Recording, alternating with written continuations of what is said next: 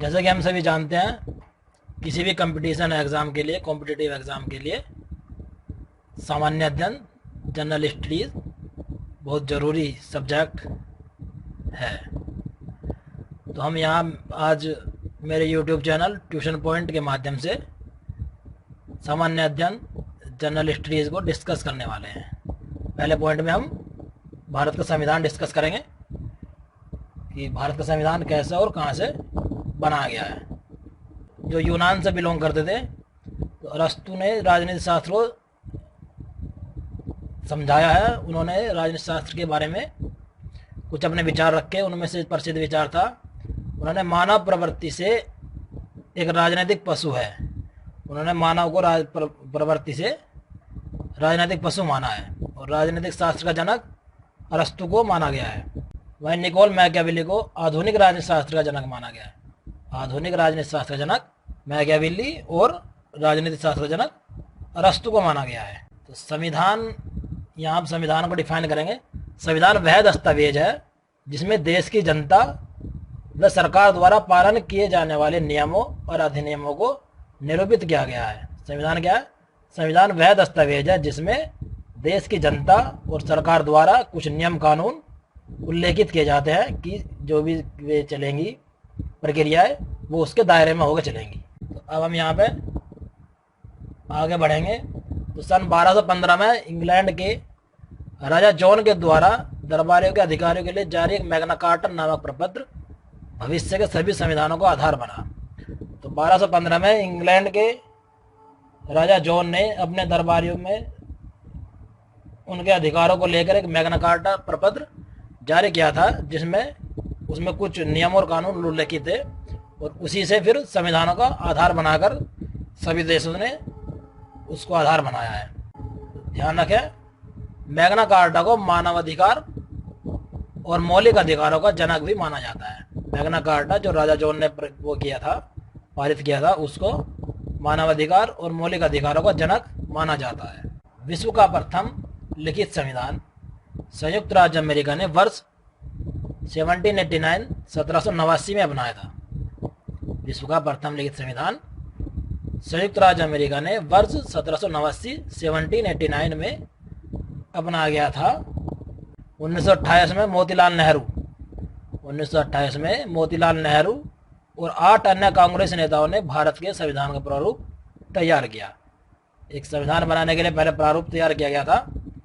उसमें 1928 में मोतीलाल नेहरू और 8 अन्य कांग्रेस नेता थे जिन्होंने भारत के संविधान का प्रारूप तैयार किया था। उसके बाद 1931 में कांग्रेस के कराची अधिवेशन में 1931 में कांग्रेस का कराची में अधिवेशन जो हुआ था, स्वतंत्र भारत के संविधान की अवधारणा प्रस्तुत की गई थी। उसमें 1931 में कांग्रेस के कराची अधिवेशन में स्वतंत्र भारत के संविधान की अवधारणा प्रस्तुत की गई थी और वर्ष 1935 में राष्ट्रीय कांग्रेस ने पहली बार आधिकारिक तौर पर संविधान तैयार करने के लिए संविधान सभा के गठन की मांग की थी। 1931 में जो कांग्रेस का अधिवेशन हुआ था कराची में, उसमें स्वतंत्र भारत के संविधान की अवधारणा प्रस्तुत की गई थी और 1935 में संविधान तैयार करने के लिए संविधान सभा के गठन की मांग की गई थी। तो संविधान बनाने के लिए संविधान सभा का गठन होना था, उसकी मांग की गई थी 1935 में। 1946 में कैबिनेट मिशन के सुझाव पर, ये मोस्ट इम्पोर्टेंट टॉपिक है यहाँ पे, कि 1946 में कैबिनेट मिशन के सुझाव पर भारतीय संविधान के निर्माण के हेतु संविधान सभा का गठन किया गया। तो यहाँ पर इम्पोर्टेंट चीज़ ये है कि 1946 में कैबिनेट मिशन के सुझाव पर 1946 में कैबिनेट मिशन के सुझाव पर भारतीय संविधान के निर्माण के लिए संविधान सभा का गठन किया गया। तो संविधान सभा का गठन किया गया है 1946 में, किसके सुझाव पर? कैबिनेट मिशन के सुझाव पर। संविधान सभा में कुल सदस्य 389 निर्धारित की गई। ये भी पूछ लिया जाता है कि संविधान सभा में कितने सदस्यों को निर्धारित किया गया था, तो वो कितने थे? 389 296 296 ब्रिटिश भारत और 93 सीटें रियासतों के लिए निर्धारित की गई थी। तो 93 सीटें रियासतों के लिए थी और 296 सीटें ब्रिटिश भारत से दी गई थी। तो यहाँ से पूछा जाता है कि कैबिनेट मिशन के सुझाव पर भारतीय संविधान सभा का गठन किया गया, उसमें कितने सदस्य थे? कितनी सीटें दी गई थी, तो संविधान सभा में कुल सदस्य संख्या 389 थी। 296 ब्रिटिश भारत के थे और 93 रियासतों से थे। फिर देश के बंटवारे के बाद सदस्यों की संख्या 299 रह गई थी।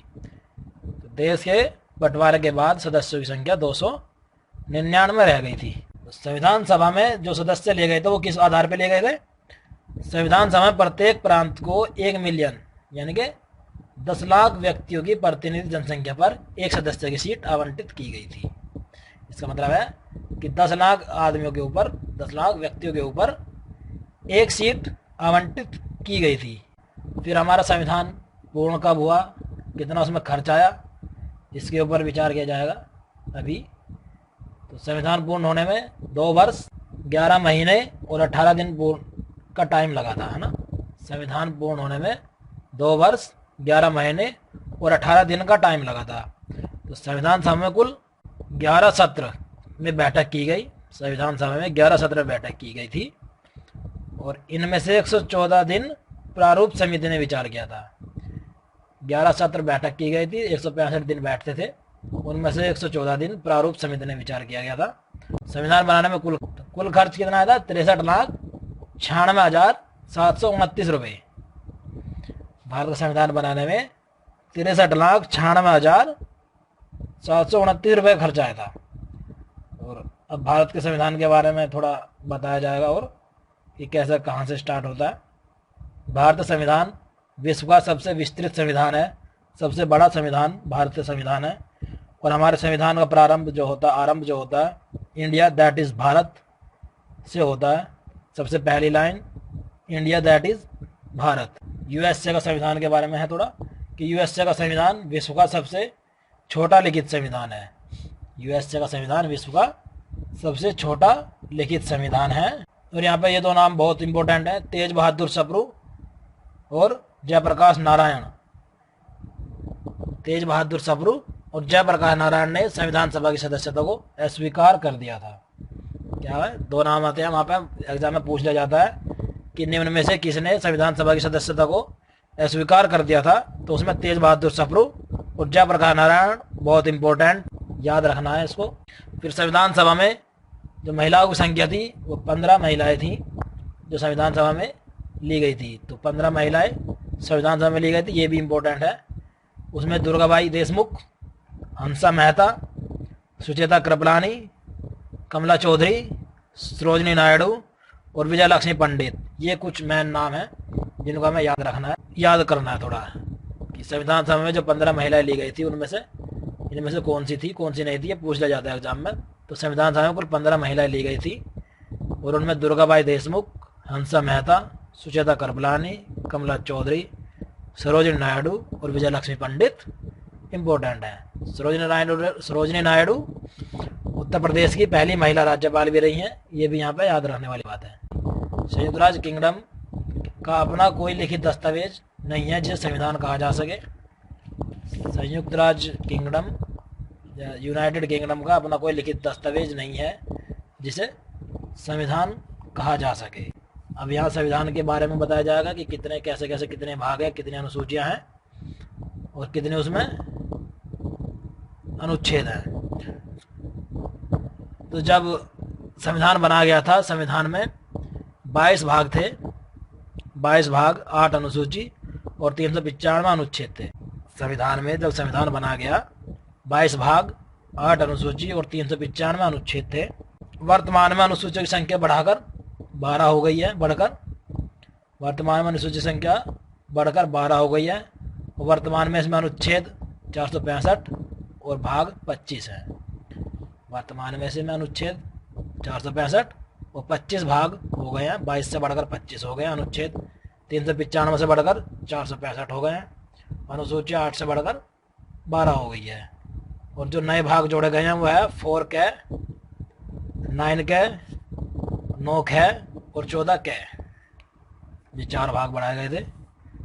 अब हमारे संविधान के मुख्य लक्षण बताए जाएंगे कि क्या क्या हमारे संविधान में मुख्य लक्षण हैं, क्या क्या उसकी विशेषताएं हैं। तो सबसे पहला संघवाद आता है। इसका अर्थ होता है देश में एक से ज़्यादा स्तरों की सरकार का होना। एक से ज़्यादा स्तर की सरकार होती है इधर राज्य स्तर पर, केंद्रीय स्तर पर, स्थानीय स्तर पर शासकीय व्यवस्था। एक से ज़्यादा स्तर की सरकार होंगी, जैसे देश में राज्य स्तर पर होंगी, फिर स्थानीय स्तर पर सरकार होती है, और फिर एक केंद्रीय स्तर पर होती है। तो संविधान में कहीं भी संघीय शब्द का प्रयोग नहीं किया गया है। यहाँ पे ये इंपॉर्टेंट चीज़ है कि संघीय शब्द का प्रयोग कहीं भी संविधान में नहीं किया गया है। पूछ लिया जाता है कि उसका किस शब्द का प्रयोग नहीं किया गया है, संघीय शब्द का प्रयोग संविधान में कहीं नहीं किया गया है। अनुच्छेद 1 में भारत को राज्यों के संघ के रूप में उल्लेखित किया गया है। तो बोला जाता है कि इस अनुच्छेद में भारत को राज्यों के संघ के रूप में उल्लेखित किया गया है, अनुच्छेद नंबर 1 में। अनुच्छेद नंबर 1 में राज्यों के संघ के रूप में उल्लेखित किया गया है। फिर आता है नंबर 2 पर संसदीय शासन प्रणाली। संसदीय शासन प्रणाली में क्या होगा? सरकार के सभी स्तरों पर प्रतिनिधियों का चुनाव लोग खुद करते हैं। संसदीय शासन प्रणाली का मतलब है सरकार के सभी स्तरों पर प्रतिनिधियों का चुनाव लोग खुद करते हैं। कोई राजतंत्र नहीं है कि राजा का बेटा राजा बनेगा। यहाँ पर लोकतंत्र का राज होगा और सरकार जनता के द्वारा चुनी जाएगी। फिर है शक्तियों का बंटवारा। तो शक्तियों का बंटवारा कैसे है? संविधान के अनुसार राज्य के 3 अंग होंगे, विधायिका, कार्यपालिका और न्यायपालिका। 3 अंग कौन कौन से होंगे? विधायिका, कार्यपालिका और न्यायपालिका। तो ये भी याद रखना है कि शक्ति का बंटवारे में राज्य के 3 अंग होंगे, विधायिका, न्यायपालिका और कार्यपालिका। विधायिका क्या होती है? जो विधायिका में हमारे निर्वाचित प्रतिनिधि होते हैं, जैसे संसद और विधानमंडल। विधायिका में जैसे लोकसभा, राज्यसभा, ये होती है विधायिका। कार्यपालिका में आता है प्रशासन। कार्यपालिका ऐसे लोगों समूह होगा जो संसद द्वारा बनाए गए कानूनों को लागू करने और उसे शासन चलाने का काम देखते हैं। तो कार्यपालिका में आ जाएंगे प्रशासन, जो संविधान के द्वारा बनाए गए कानून और नियमों को लागू करवाएंगे। और थर्ड आती है न्यायपालिका। न्यायपालिका यानी कि कोर्ट, जो संविधान के अभिभावक है और संरक्षक है। ये मोस्ट इम्पोर्टेंट है यहाँ पे कि संविधान के अभिभावक या संरक्षण किसे कहा गया? न्यायपालिका को। न्यायपालिका को संविधान के संरक्षक कहा गया है। फिर संविधान के बारे में अम्बेडकर ने संविधान को पवित्र दस्तावेज कहा है। अम्बेडकर ने संविधान को पवित्र दस्तावेज कहा गया है। और भारतीय संविधान के बारे में ये कहा जाता है कि भारतीय संविधान को वकीलों का स्वर्ग कहा गया है। भारतीय संविधान को वकीलों का स्वर्ग कहा गया है क्योंकि संविधान सभा में वकीलों की संख्या बहुत अधिक थी। लॉर्ड विस्काउंट ने इसे हिंदुओं का निकाय कहा है। भारतीय संविधान को वकीलों का स्वर्ग कहा गया है। ये इंपॉर्टेंट है कि भारतीय संविधान को वकीलों का स्वर्ग कहा गया है और लॉर्ड विस्काउंट ने इसे हिंदुओं का निकाय कहा है। फिर आता है 26 जनवरी 1950 को संविधान सभा का कार्य समाप्त हो गया। 26 जनवरी 1950 को संविधान सभा का कार्य समाप्त हो गया और इसके बाद संविधान सभा ने अंतरिम संसद का कार्यभार 1952 तक संभाला। 26 जनवरी 1950 को संविधान सभा का कार्य समाप्त हो गया और इसके बाद संविधान सभा ने अंतिम संसद का कार्यभार 1952 तक संभाला। नंबर 4 आता है धर्मनिरपेक्षता। धर्मनिरपेक्षता में ये होगा कि किसी भी एक धर्म को बढ़ावा नहीं दिया जाएगा, सभी धर्म समान रूप से देखे जाएंगे। किसी भी एक धर्म को आगे बढ़ावा नहीं दिया जाएगा। वह राज्य जो सभी धर्मों में समान आस्था रखता है, अधिकृत रूप में राज्य किसी भी धर्म को राज्य का धर्म के रूप में बढ़ावा नहीं देता है। तो धर्मनिरपेक्षता है कि सर्वधर्म समान, सर्वधर्म समान हो गए धर्मनिरपेक्षता में। नंबर 5 आता है हमारा संविधान ना तो कठोर अमेरिका जैसा है और ना ही लचीला ब्रिटेन जैसा है, बल्कि दोनों का मिला जुला रूप है।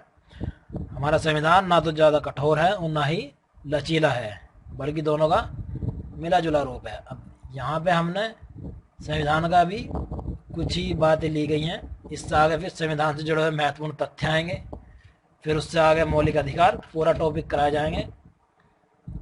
Thanks for watching, subscribe my YouTube channel and press the bell icon.